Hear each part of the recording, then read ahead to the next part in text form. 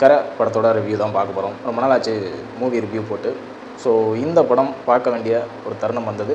So இந்த படம் பார்த்ததில் அஸ் யூஷுவல் கண்டிப்பாக தனுஷ் அவரோட ஆக்டிங் பர்ஃபெக்டாக இருந்தது. ஜிவி பிரகாஷ் அவரோட மியூசிக்கு தரமாக இருந்தது. ஸோ இவங்க 2 பேரும் காம்போ வந்தாலே கண்டிப்பாக அந்த படம் ஒரு பீக் லெவலில் தான் இருக்கும் அப்படிங்கிறது தான். இந்த படத்தோட டைரக்டர் எடுத்துக்கிட்டிங்கன்னா விக்னேஷ் ராஜா. அவரோட முந்தைய படம் நம்மளை எவ்வளோ திருப்திப்படுத்துச்சோ ஸோ அந்தளவுக்கு இருக்கா கரை அப்படின்னு கேட்டிங்க அப்படின்னா கண்டிப்பாக இல்லை. இந்த படம் வேறு ஒரு ஜேர்னலில் இருக்குது. ஒரு பேங்க்னால் ஏமாற்றப்பட ஒரு கிராமம். ஸோ அந்த கிராமத்திலேருந்து ஒரு பழிவாங்கிற கதை மாதிரி தான் இது. இது ஒரு பீரியாட்டிக் ஃபிலிம் மாதிரி எடுத்திருக்காங்க. ஸ்லோ பேஸ்டு மூவியாக தான் போயிட்டுருக்கு. ஸ்லோ பேஸ்டாக கமர்ஷியலாக பார்க்கணும் ஆசைப்படுறவங்க இந்த படத்தை ட்ரை பண்ணலாம். ஃபஸ்ட் ஹாஃப் எடுத்துக்கிட்டிங்க அப்படின்னா ரொம்பவே சூப்பராகவே இருந்தது. இன்டர்வல் பிளாக் வேறு லெவலில் இருந்தது.